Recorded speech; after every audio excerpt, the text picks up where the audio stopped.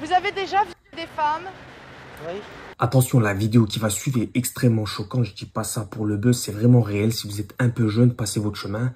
Vous reviendrez plus tard. En 1976, une enquête menée par Aujourd'hui Madame révèle un sexisme décomplexé au sujet du viol. Regardons. Est-ce que vous avez déjà eu envie de violer une femme? Oui, d'une certaine façon. C'est terrible. Ça m'est arrivé. Vous avez déjà violé une femme? Non, je serais incapable de le faire. Vous avez déjà violé des femmes? Oui. Non mais regardez la tête. Non mais regardez la tête. C'est terrifiant. Regardez cette tête. On a Wolverine qui assume complètement. Ah, moi, je suis choqué. Parce que ça m'est pas venu à l'idée. Sa femme, c'est marrant. Ah, c'est très marrant. Sa femme, c'est très marrant. En 1976, les gens étaient fous. Et qui sont les femmes qui se font violer? Celles qui sont imprudentes. C'est-à-dire? Ah, la photo femme. Les aguicheuses. Les aguicheuses. Ça dépend de leur tenue, je crois, vestimentaire. C'est leur façon d'aguicher peut-être les passants qui font qu'elles se font violer.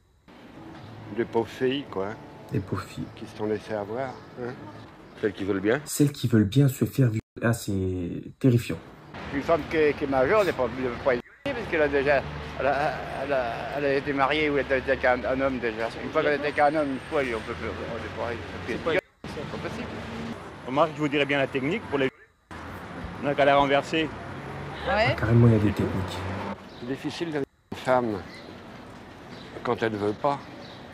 Hein. Ce sont des femmes qui en ont envie de toute façon. Certaines, peut-être, ça leur plaît pas. Est-ce que tous les hommes sont des violeurs en puissance? C'est possible, c'est pas sûr. Terrible.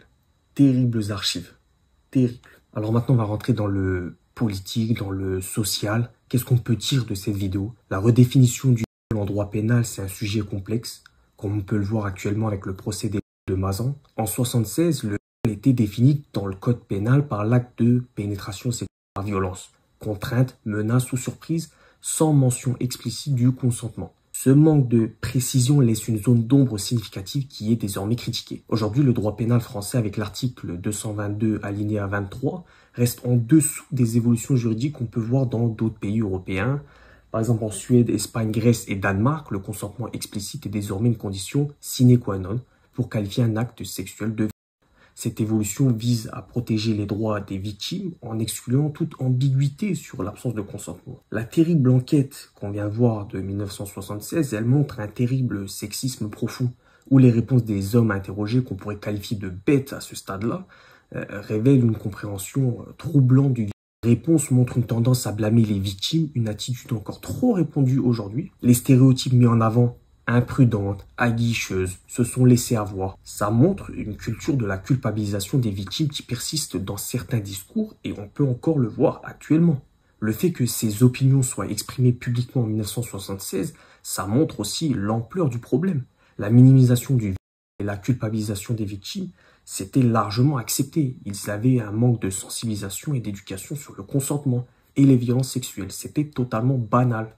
Heureusement, maintenant, les réformes législatives et les évolutions sociales montrent une prise de conscience croissante. Le débat sur la définition légale du viol et l'introduction d'un consentement explicite dans plusieurs pays européens marquent un certain progrès, un progrès significatif. Mais on peut dire que la persistance de certains stéréotypes et attitudes face au viol, comme ceux révélés dans la vidéo de 1976, ça indique qu'un changement culturel est tout aussi crucial que les réformes légales.